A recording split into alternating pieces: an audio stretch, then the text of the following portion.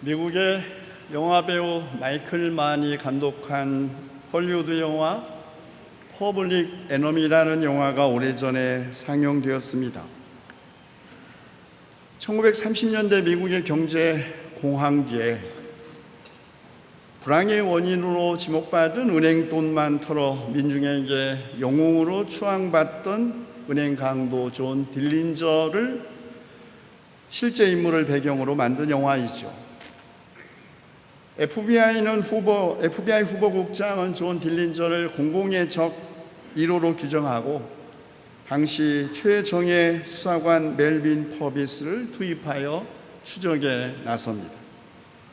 동료 강도들이 차례로 죽임을 당하고 불안에 쫓기는 상황에서도 딜린저는 시카고에 차려진 수사본부 안으로 유유하게 들어간 두둑한 배짱을 가진 인물이기도 하지요.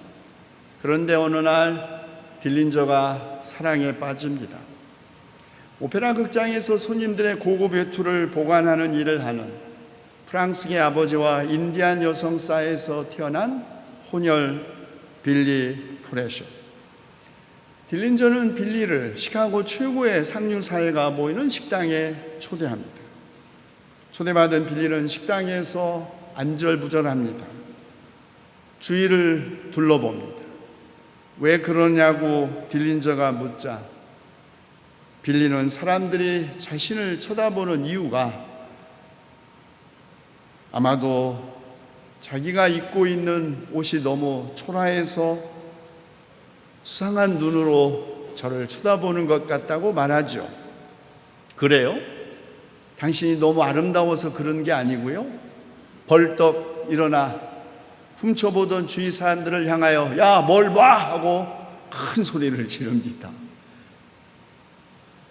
시카고 최고의 상류사회가 모인 이곳에서 이 무례하고 당돌한 젊은이들의 외침에 시카고 최고의 상류사회가 슬그머니 고개를 숙이죠.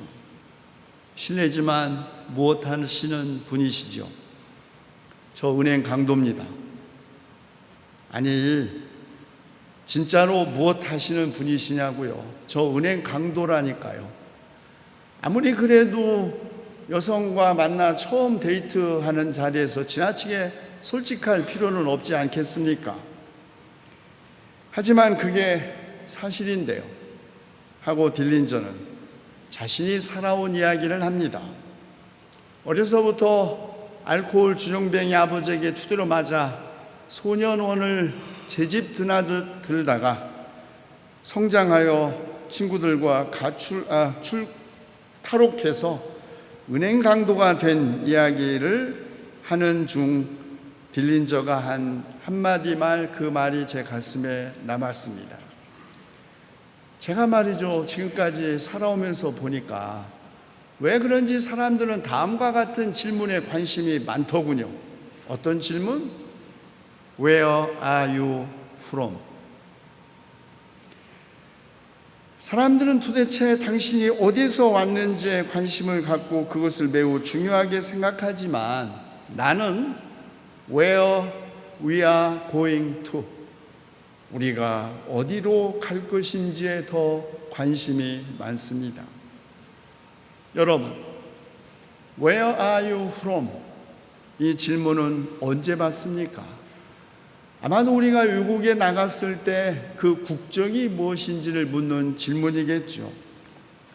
그런데 만약에 이 질문을 여러분 같은 한국 사람이 한국에서 묻는다면 아마도 그것은 고향이 어디인지, 학교는 어디를 나왔는지 하는 질문 아니겠습니까? Where are you from은 한 인간의 과거에 대한 질문입니다. 그러나 딜린저는 우리가 어디로 갈 것인지를 더 중요하게 생각합니다. 온 곳보다 가야 할 곳, 과거보다 미래를 더 중요하게 생각함으로써 딜린저는 한 인간의 삶을 그 오직 과거에 의해서만 총체적으로 규정하는 현실을 거부했습니다. 딜린저는 한 인간의 가치를 과거에 의해 규정하는 현실, 그 출신과 배경으로 인간을 판단하는 세계에 도전장을 던진 것이죠. 한 사람의 정체성이란 흔히 일반적으로 그 사람의 과거의 총체입니다. 한 사람의 가치는 또한 그의 현재에 의해서 규정당하죠. 그러나 운명을 형성한 과거와 현재의 조건으로부터 벗어날 수 있는 것은 오직 미래에서부터 자신을 볼 때에 가능합니다. 우리가 온 곳이 아니라 우리가 가야 할 곳에 사로잡혀 있을 때입니다. 오늘 우리는 성서에서 자신의 삶을 과거가 아니라 미래에 사로잡힌 것으로 본 인물을 만났습니다. 사도 바울입니다. 바울은 8일 만에 할례를 받고 이스라엘 족속이고 베냐민 집하고 히브리인 중에 히브리인이요, 율법으로는 바리새인이고 열심으로는 교회를 박해하고 율법의 의로는 흠이 없는 사람이었습니다. 바울은 태어나면서부터 디아스포라 유대인으로서 세 가지 우월성을 갖추게 되었고, 성장하면서 교육을 통하여 다른 사람이 가질 수 없는 세 개의 특권을 획득했습니다. 바울은 유대 사회에 있어서 신분으로나 율법 준수에 있어서 결코 뒤떨어지는 인물이 아니었습니다. 그럼에도 불구하고 예수님을 만난 후 바울은 이 모든 것, 지금의 자신의 삶을 규정하는 과거의 특권과 지금의 자신의 특권을 보장하는 세 가지 특권 모두를 다 쓰레기처럼 여겼다고 합니다. 빌립보 교회 안에는 두 그룹의 바울의 적대자들이 있었죠. 한 집단은 유대 그리스도인들이었고, 또 다른 집단은 이른바 거짓 교사로 불리는 신비주의자들이었습니다. 이들은 하나님과의 신비적 합의를 통하여 혹은 엄격한 율법의 준수를 통하여 구원에 이를 수 있다고 믿었던 사람들입니다. 그러므로 이들에게는 십자가, 곧 그리스도의 고난의 상징인 십자가가 걸림돌이 되었습니다. 그러나 바울은 그리스도의 고난에 참여하지 않고서는 결코 그리스도의 부활의 능력에 참여할 수 없다는 것을 분명히 말합니다. 그래서 바울은 십자가의 고난 없는 그리스도와의 신비한 결합을 신적인 인간의 완성으로 보았던 적대자들에게 이렇게 말한 것이죠. 내가 이미 도달했다는 것도 아니요, 또는 이미 완전하게 되었다는 것도 아닙니다. 그러나 나는 잡으려고 쫓아갑니다. 내가 그리스도 예수에게 잡혔기 때문입니다. 형제들이여, 나는 아직 잡았다고 생각하지 않습니다. 그러나 한 가지, 내 뒤에 있는 것을 잊고 내 앞에 있는 것을 향하여 온 힘을 다합니다. 목표에 도달하느냐 못하느냐 바울의 관심이 아닙니다. 왜냐하면 쫓아가는 것은 바울 자신이지만 그를 잡고 계신 분은 예수 그리스도이기 때문입니다. 그분이 우리를 잡고 계시기 때문에 우리는 우리가 스스로 해낼 수 있다는 망상에 조급스러워할 필요도, 또 목표에 도달하지 못할 것이라고 불안해할 필요도 없습니다. 그러므로 우리가 할 일은 다만 뒤에 있는 것은 잊어버리고 오직 앞을 향하여 온 힘을 다하는 것이죠. 뒤에 있는 것, 그것은 크게 우리를 좌절시키는 과거, 아픈 기억, 떠올리기조차 싫은 기억들이겠죠. 그러나 뒤에 있는 것은 잊어야 합니다. 잊는다는 것은 시간이 가면서 기억에서 사라지는 것을 의미하는 것이 아닙니다. 잊는다는 것은 능동적이고 적극적으로 자신의 과거와 대결하는 것을 의미합니다. 여러분, 우리의 과거, 떠오르기만 하면 우리의 얼굴을 부끄럽게 만드는 그 아픈 과거는 잊혀지는 것이 아니라 다만 용납될 뿐입니다. 용서된 과거, 용납된 기억이 자기 파괴적이지 않습니다. 또 다른 뒤에 있는 것, 그것은 우리를 우쭐하게 하는 자랑스러운 기억입니다. 그것도 잊어야 합니다. 자신이 이룬 것에 머무는 사람은 미래의 사람이 아니라 과거의 사람입니다. 회상하는 인간이지 도전하는 인간이 아닙니다. 바울은 쫓아가는 목적 자체에 대하여 성찰하지 않습니다.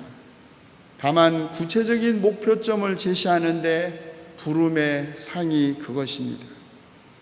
그리스도 예수 안에서 하나님으로부터 오는 하늘의 부르심 그 자체가 상이라는 것입니다. 하나님께서 예수 그리스도 안에서 우리를 자기 세계로 초대하셨다는 것, 그리고 그 길에서 우리를 붙잡고 계시다는 것 그 자체가 상입니다.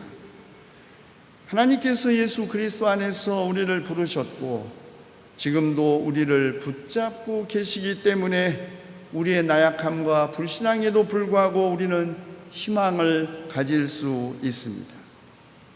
우리의 희망의 근거는 우리의 잠재력이나 가능성, 우리의 능력에 있는 것이 아닙니다. 우리가 희망할 수 있는 것은 우리는 믿음이 약해서 하나님을 떠날 수 있지만 하나님은 결코 우리를 포기하시지 않으시는다는 데 있습니다. 우리는 믿음이 없어서 하나님 붙잡았던 손 놓을 수는 있어도 하나님은 결코 우리를 놓지 않으신다는 데 있습니다. 그러므로 그리스도인은 뒤에 있는 것은 잊고 다만 우리를 부르신 하나님의 부르심의 상을 향하여 사도 바울처럼 앞으로 나아갑니다. 그러면 바울처럼 우리도 어떤 형편에서든지 자족할 수 있습니다. 비천에 처할 수도 풍부에 처할 줄도 알아. 모든 일 곧 배부름과 배고픔과 풍부와 궁핍에도 처할 줄 아는 일체의 비결을 배우면서 능력 주시는 분 안에서 모든 것을 할 수 있을 것입니다. 기도합시다. 주께서 우리를 부르셨습니다. 우리가 어떤 형편에서든지 자족할 수 있게 하시옵소서. 비천에 처할 줄도 풍부에 처할 줄도 배부름과 배고픔과 풍부와 궁핍에도 처할 줄 아는 믿음을 허락하여 주시옵소서. 우리 주 예수 그리스도의 이름으로 기도하옵나이다.